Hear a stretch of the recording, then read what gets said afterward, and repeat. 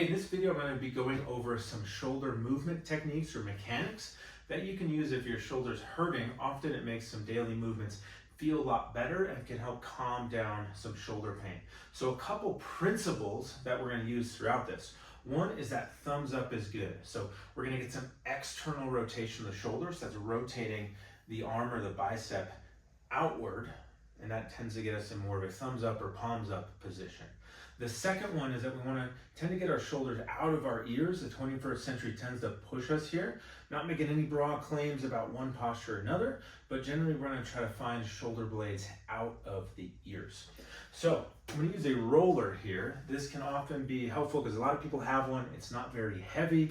It's fairly approachable, and we're going to use it as just something to help us find some movements. If you don't have a roller this size, you can use, just about anything. You can use, just a pillow here would work, and you can kind of squish it in some different ways. So don't get caught up if you don't have a roller, but it's a good place to start if you do have one. So I'm going to get this thumbs up. So that's where we go.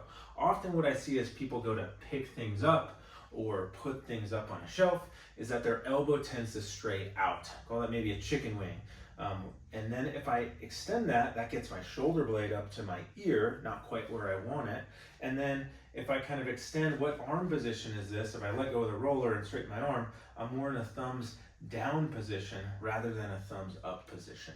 So to start, we're going to get the roller, and I'm going to just kind of get it thumbs up here, and I'm going to squeeze my elbows in towards my sides a bit. I don't need to elbow myself, but I want to get my elbows from out to in. Movement number two is I'm going to get my shoulder blades from resting. Often I see them resting a little higher and to resting down. Third motion is I'm just going to think about broadening or opening the chest. Maybe thinking about trying to get this part of my arm and my elbow down towards my pockets. So I'm not doing a big motion behind me, but I'm just trying to broaden and open the chest. And so what we should hopefully feel by getting the elbows in, shoulders down, and opening or broadening the chest a bit is that we get some work back in this area. Maybe not the hardest thing you've ever done because we're not doing a lot of resistance, but we're just trying to get aware and feel those muscles, because oftentimes I see people or hear people tell me that it's these muscles that are fatigued and tired and tight. So that's step one. I often feel just at this step that folks will want to use their low back. As they try to broaden and open and pull in, their low back will extend. So if you feel like that's you, or you just want to test it, come to a wall, and I'm just going to lean against the wall so my low back is relaxed, maybe flat against the wall, or maybe a little bit of space back there. And I'm going to do the same thing, elbows in, shoulders down, and then I broaden and open my chest so this part of my shoulder gets closer to the wall. I'm not looking for things that are flat on the wall, but I want to feel like I'm getting down that way, down towards the floor and into the wall. And I'm doing that without that coming up. So that's step number one, is just feeling this position and hopefully feeling it without pain. Number two is then we're going to start to move this roller around. So we're going to start below 90 degrees. So if you have a chair, this can be helpful, and then you can progress to the floor. So I have this chair here, so I'm going to set the roller there. And so I'm going to mimic kind of picking up a bag, getting something maybe out of an oven. And so often I see as people pull things towards them, they come up in this range. That can cause some pain here. If I was going to do a resistance exercise, this also isn't my strongest position. If I was going to push something away from me really hard, I want to push like this, which is kind of the same position.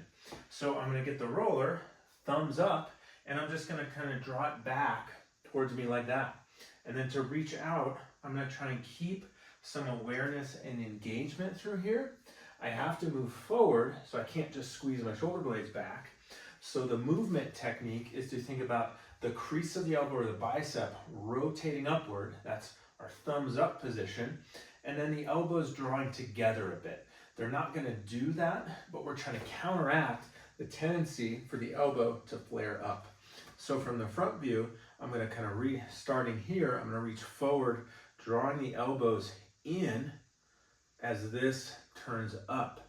And what I want to hopefully feel as you maybe put something down, and then as I pick it up, is that I'm exaggerating some muscle action. And even as I reach forward, I can be aware that there's some engagement back in this area. So that's kind of step 2. And starting low here, because sometimes folks with shoulder pain do have pain picking up something low, but also as we get over 90 degrees, sometimes that's where we're most likely to be uncomfortable, so we're starting low. So again, elbows, it's kind of this motion, but because I'm on the roller, I'm only gonna go so far. I don't need to go so far that I torque or tweak my wrist, so this is maybe too exaggerated. So I'm just kind of getting a gentle, I'm just trying to get that part lined up. There, and that's how I'm gonna move, and then I can kind of squeeze back into this starting position without overdoing my low back. Then from there, we're just gonna progress that same motion into some different planes. So I'm gonna then come here, I'm gonna say, hey, what if I wanna get a little bit closer to me? I'm just gonna come back like that. If you're worried about the low back, I can just kind of come to the wall here. Now note, this is not here. I'm not getting my elbows out in this position because now I'm all bunched up and I'm exaggerating, but depending on how sore or painful you are, even kind of a little movement might be sore there. So I can practice pulling towards me and then reaching away. And that would be the next progression, is just staying in this straight horizontal plane, still trying to get that sweeping turning motion as I reach out, crease of the elbow, bicep towards the ceiling, into that thumbs up position, elbows drawing together. So that's a theme, elbows drawn together at my sides, elbows drawn together here. And then the final one is I'm gonna go up at an angle, almost like I was gonna put something on a shelf. This is where I see often, again, same patterns, is that people will do and their elbows will be out. So if you have a mirror, this can be helpful to do in a mirror. This is the position we do not want often if there's pain. And so we're gonna try and do the same thing. And so I'm thinking about drawing this up to the ceiling, elbows in together, same cues, to try to be aware of some muscle work back there.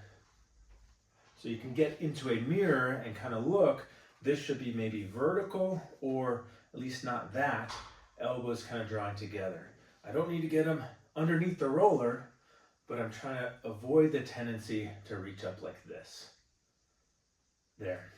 And then you can do this just kind of with one hand. So this is just a 2-pound weight. So with one hand kind of reaching out or reaching up, same deal. It's a little harder because now this can move around in all different directions, where on the roller I'm a little more locked in. But if I was gonna reach up for something, if I reach up and out like this, that is often painful if you have a variety of different shoulder conditions. And so I want to kind of sweep in, elbow drawing in, thumbs up, bicep crease of the elbow up, and I'm kind of reaching there with this all in one line, not a zigzag like that. And so this is where a mirror can be really helpful to see some of these patterns. And then we can take that to like putting something on a high shelf. I can kind of put it up there. So practicing glasses, doing the dishwasher, looking at where your elbow is relative to your wrist. We want it more in this line. And that's the same pattern that we've been working on all through there. So give that a shot and take some practice. Some things that often are painful are just kind of reaching back, and there's some other movements on turning the body. So this is most helpful for things that are in front of us, either below or above. And I'll just mention, because this often gets talked about a lot, that there's no perfect way to move, and it's not bad to reach up and around. Sometimes I'll have to do that, is kind of reach up and around. But this may not be the strongest position, and it may be painful if your shoulder's already hurting. And so the solution is, first, if it hurts to do that, let's give it a break for a little while and learn a new way of moving. Often when I start with this, it's hard for people to even know where their arm is in space, and it takes a lot of mental focus for them to be able to get into these positions. So we're trying to get some movement training, get some more variation, so that way we can feel that this is more of a natural position. And then if I have this as more of my default, if I have to go up like this and my shoulder's not hurting, it's not like I've done that a ton of times already, and so it might not be as sore because I haven't done this a bunch. And then finally, we can also just get everything stronger, so that way you have some more strength and resilience kind of up in this range. But I typically don't start by doing this as a strengthening move. I want to strengthen some of these other patterns that just naturally have some more strength, some more muscle engagement. Tends to be a little bit more of a comfortable position. And so don't think I'm saying we can never do this, but it's how often are we doing that? Can we move in another way? How strong are we doing that? And then if I am up here and I'm gripping something really heavy, I'm gonna try to find these techniques I talked about. So if I had to pick something up off a shelf and I'm like, gotta get it up and down, I'm not just gonna try and do this. That might tweak my shoulder. I'm gonna try to get more big muscles involved by the shoulder blade and kind of stabilize, maybe get another hand if I could, but then I'll try and come down. And so we're trying to do the best we can in different environments, but it can be helpful at first to practice exaggerating what we want, feeling something new as which muscles are working, and then progressing that as hopefully your pain tamps down and your comfort level with some of these movements improves. So give that a shot. That's a lot all at once about shoulder mechanics, but I find how we move can make a big difference in how we feel.